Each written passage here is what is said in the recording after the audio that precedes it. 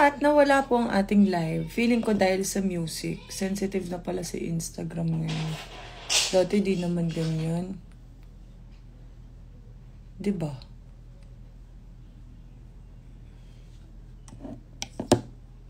Nawala, no? Kaya nag-live na lang uli ako. Sabi ko 5 minutes eh. 2 minutes pa lang ata ako nakakapag-live. Namatay agad.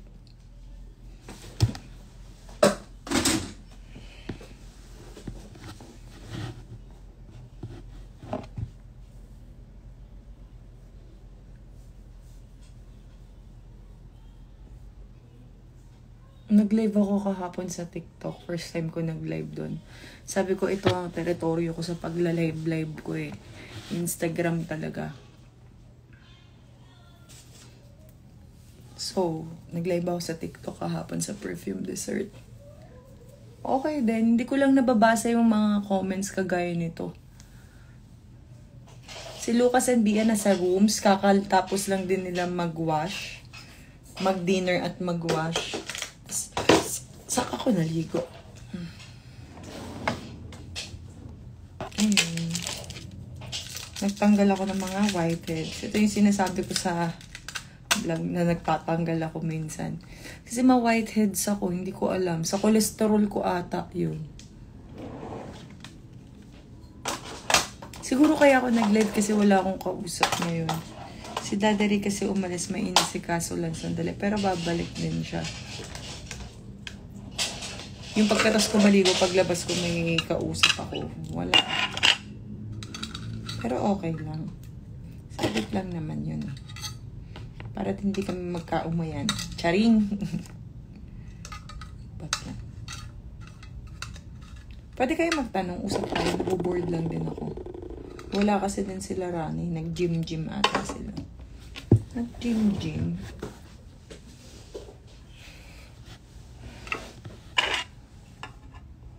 Dapat nga mag-a-upload ako kahapon pa. May problema yung music ng i-upload ko. Nagka-copyright siya. So, inaayos pa namin. Cute pa naman nung next upload ko. Matutuwa kayo dun. As in. Alam ko maraming naghahanap ng vlog kasi I'm a vlogger.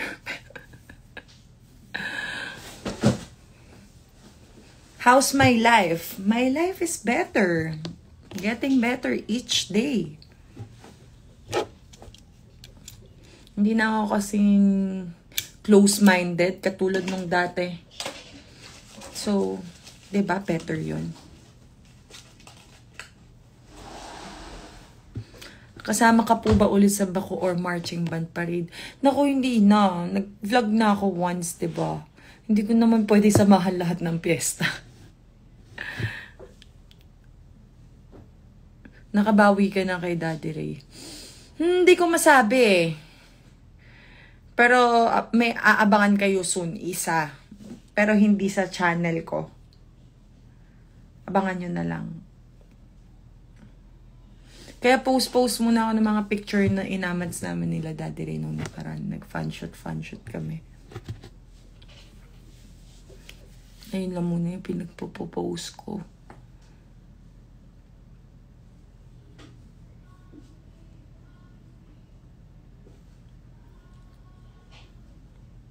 May vlog po ba kayo ng bra ng ano? Nung last vlog ko, nakita ko yung mga comments. Yung pinranggaw ko ni Daddy Ray. Yung mga comments, wala siyang bra. Hinatak ako galing pagkakatulog eh. Ako naman kasi di talaga ako nagbabra. Dahil wala naman tayong tatakpan. Ba't pa tayo magbabra? 'Di ba? At saka gustong-gusto ko yung pagiging flat ko. Kung alam nyo lang. Hi, Ma! Hi, Ma! Ana Vileo, my coach, my acting coach. Hi, Ma! I miss you! See you soon!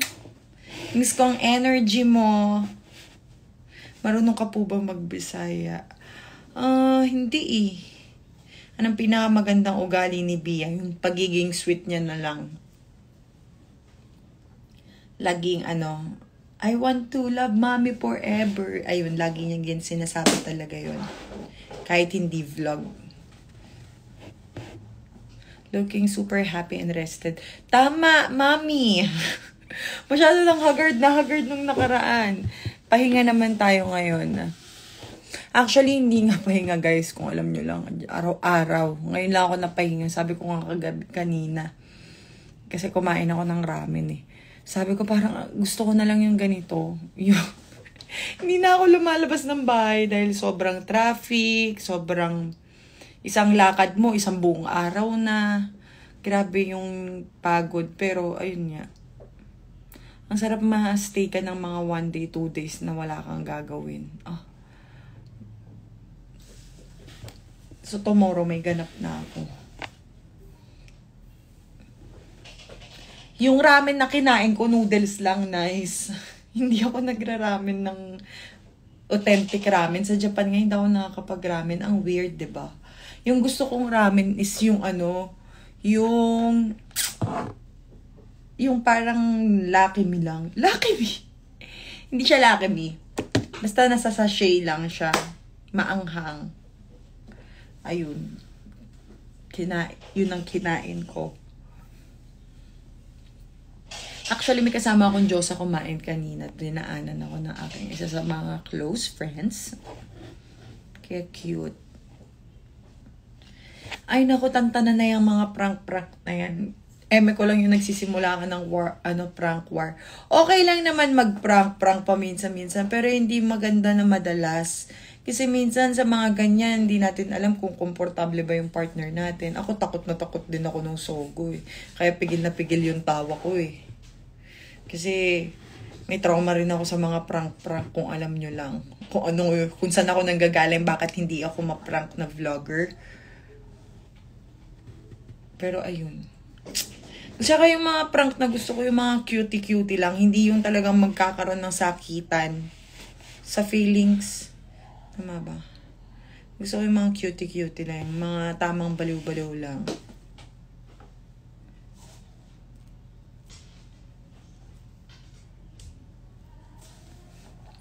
Nagbabasa ako. Check ko nga itong may question mark. Mapapadalas na po ba mga vlogs nyo? Tatry natin. Dapat. Pag alis ni Daddy Ray, kailangan ko na mag-shoot ng vlog. Paalis na si Daddy Ray. Ang bilis. Ang bilis. Naka-isang buwan na siya agad. Buong June, diba? Tapos na yun. Tapos kailangan niya nang bumalik ng August. Di bali kung August katapusan, hindi eh. Basta August. Bilis ng araw. Mag-birthday pa si Lucas, kaya busy din ako. Abangan niyo yung birthday ni Lucas. Kasi yun ang pinaghahandaan ko ngayon. Ng sobra-sobra. Debut na ni Lucas yun, 7th birthday.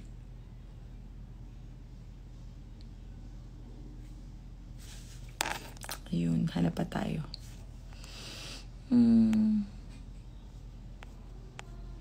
Kailan po kayo uli acting? Soon! Actually, hindi ko naman talaga ipupurso ng malalang pag-artista. Step by step pa lang hanggang sa ma-inlove sana ako sa kanya. Pero tinatry ko yung best ko pumasok sa ibang mundo. Pero may project akong inaantay. Eto, maganda to. Antayin nyo na lang din. Huwag kayo mainip. Kasi mahaba pa pagsasamahan natin. 25 pa lang ako. Actually, magto-26 na ako this year. So, ayun na. 'Di ba? Madami pa.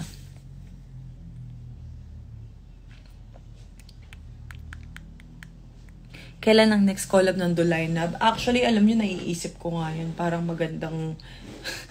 Kaya lang kawawa naman si Ate Jelay. Tulungan nyo nga akong hanapan ng boyfriend si Ate Jelay. Tingin ko kailangan ni Ate Jelay ng jowa. Same tayo sa Gitarius. So, magulo din isip mo, girl. Alam nyo, lately, inaamats ko yan. Yung zodiac sign ko. Kasi hindi ko na din naiintindihan minsan yung gulo ng isip ko. Tapos, chinecheck ko kung baka, ayun nga, may mga nababasa ako, napapanood ako about sa Gitarius na mapapasabi ako to. Meron ding iba hindi eh. Hindi naman ako ganyan. So, depende. Magulo lang sa Gitarius. Hindi mo alam kung anong gusto mo talaga. Reaction ko kay Donna, masaya. Masayang masaya. Nakita nyo naman yung reaction video namin na in-upload nyo, diba? Watch nyo. Sobrang funny ni Ate Jelay doon. Ako masaya lang ako. Genuine na masaya lang ako para sa kanila. Kasi isa ako sa mga talagang... Siyempre ako inside. As inside na may source, alam ko lahat. Kaya masaya ako para sa kanila. Fan since 2019. Alam nyo, topic namin yan kahapon. Kasi nag-live nga ako sa TikTok. Pag may nagko-comment na fans, idol since 2019, fans mo po since 2019, napapasabi ako, shit, ang tanda ko na pala talaga. 5 years ago na agad yun. Paano maging strong kagaya mo?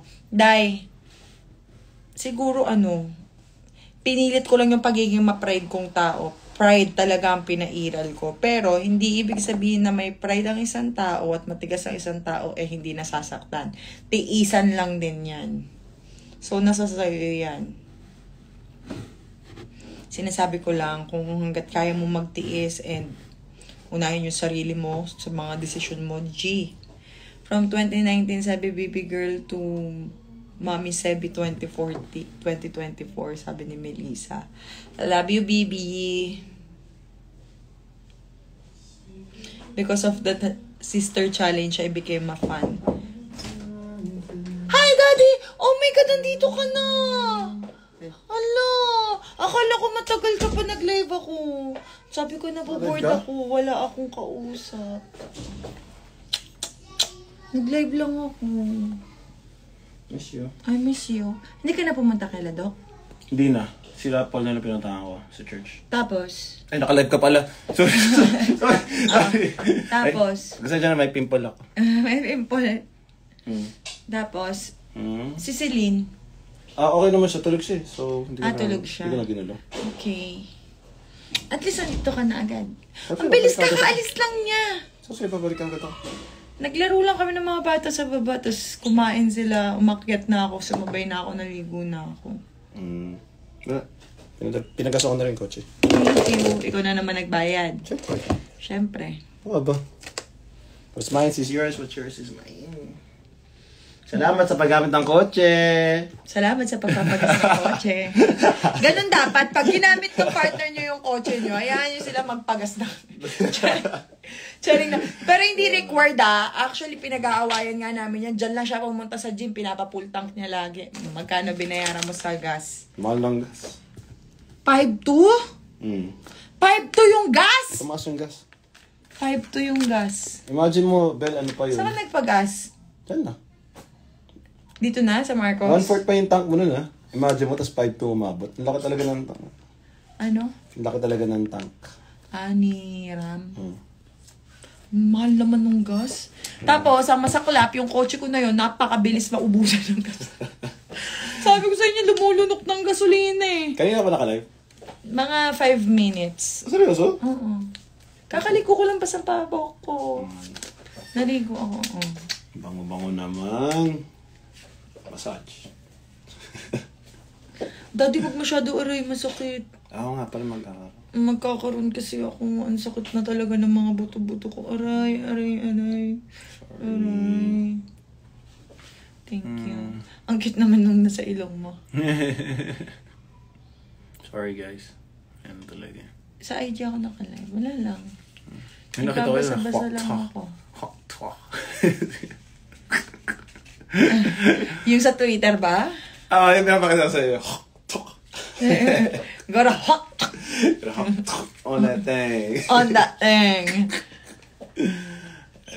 Aray. Buti na-accept mo yung reels. Nagpo-phone ka pala. Buti na-accept mo. Hindi, nasa stoplight ako. Nag-stoplight ka, tapos kinlik mo chinek ko lang. Chinek ko lang. Mo. Accept. Tapos hindi ko na tinignan. Ko lang. Okay naman yun, di ba? Oo. Ako nga pala naman masasabi niya sa Rio. Ako maangas talaga. Favorite layout ko yun. Antayin niyo yung photos nun. Sobrang angas ng photos nun, guys. As in. Sobrang ganda talaga. Actually, ano ko lang yun, mga naiisip ko lang, hindi din kami nagpa-style or what. Ako lang po lahat yun. Like kinailangan ko lang ng tulong ni Dave. Pero yung peg, yung damit, lahat, Ako lang. Trip ko lang. Parang masarap lang din kasi mag-amats yung iba-iba yung looks mo. Diba? Tama na. More to come. More to come, yeah. Tapos Sabi ko nga sa kanya, lagi ko na-amatsin yun. Nakaka-amaze kasi kaming dalawa as mag-partner, para tayong Pinoy na Pinoy. Pero yung itsura natin sa mga kinakalabasan ng ginagawa natin, sobrang ang lakas maka-international vibe. Dahil sa mga mukha din natin. Kaya na-amaze ako. Sabi ko nga, lagi ko gagawin yan. Mas kabahan kayo pag may malaking studio na ako sa bahay. Soon. By God's grace. Yes. Gusto ko na malaking studio sa bahay para lahat naman kasi ng mga pinaglalabas ko, ideas ko lang talaga lahat yun. Creative mind. At ano ko lang, kumbaga, amats ko yung mga ganun. So, tawag dito. Kumain ka na ba? Tapos sa fasting, sa mga nagpa-fast dyan, nga pala. Nag-fasting kasi siya 3 days straight siya hindi kumain. Water only. Prayer and fasting naman kasi. Prayer and fasting. For God's grace talaga. Sa church niya. So, sa mga nagpa-fasting pa ngayon, ay, pero season ng fasting talaga. Yeah. Sa Victory? So July 3 to July 5. Ang fasting talaga? Ang fasting talaga. Ako, inunahan ko na. Ah, okay. 1, 2, 3 ako. Grabe, alala ako sa kanya. Kada tatayo siya, nahihilo siya. Hindi rin ako makapagtupak eh.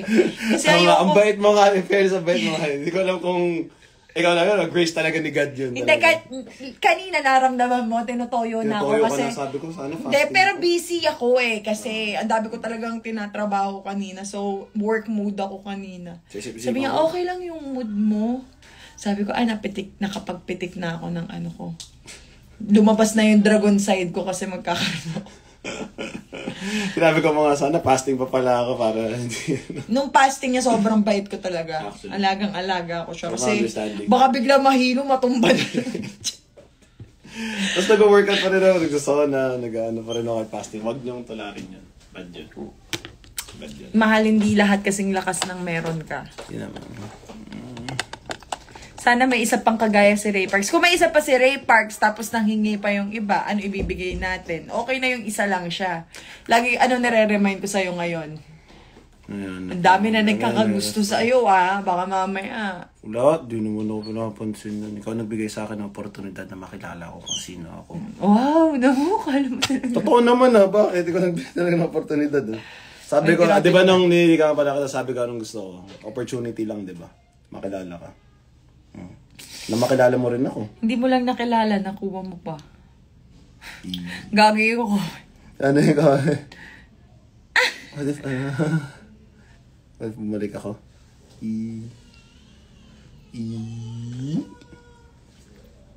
Na? May kapatid siya pero lahat pamilyado na. Sila pa hindi ako yun Ula ng S Ba Korean? Park nga ng park. Park Parks nga siya with S. Parks. Siguro pet peeve ko yun. Ray Park. Ray Park. May comment nga sa akin, tawan-tawa ako, mahal sabi, swerte ni Zainab. Mapapangasawa niya yung may-ari ng Luneta Park. Okay, Mr. Park's bread shop. Napakagago. Mr. Park din yung bread shop, di ba? Ayun, sabi niya, hindi pala Luneta Park yung sinabi niya. Swerte ni Zainab, mapapangasawa niya yung may-ari ng Luneta. Tapos inisip ko, bakit Luneta? Luneta Park! Gago. Isipin mo, hindi lang Luneta atin. Parks. Ba't di ka doon sumama sa Gilas? Kasi may mga commitments lang talaga na kailangan. May mga works kasi talaga kami na nakataon na. And family talaga. Yung family ko kasi. Tsaka 2 months lang kaming. Yung family ko kasi rin na nandito. Sa isang taon na. Basta, maintindihan nyo kung bakit di ako nag-Gilas soon. Kasi, basta, maintindihan nyo. Maintindihan nyo. Ayun, importante panalo sila. Support Yeah, sila. to be honest, congratulations Gilas. Kasi yung ganda na pinakita nila. Defense is key. Nakakatawa. Yun pala yung tweet mo. Defense is key. Kasi maganda yung pinakita nila on defense rather than just putting people together on Taray, offense. judge ka na ngayon Commentator. Commentator. Hindi, totoo naman Maganda yung 3-guard lineup nila. Ayan na, bigyan na natin ng arat na, tapos magbabay na tayo. Sila masasabi namin, arat na. Good night, babu! Love you guys, bye-bye.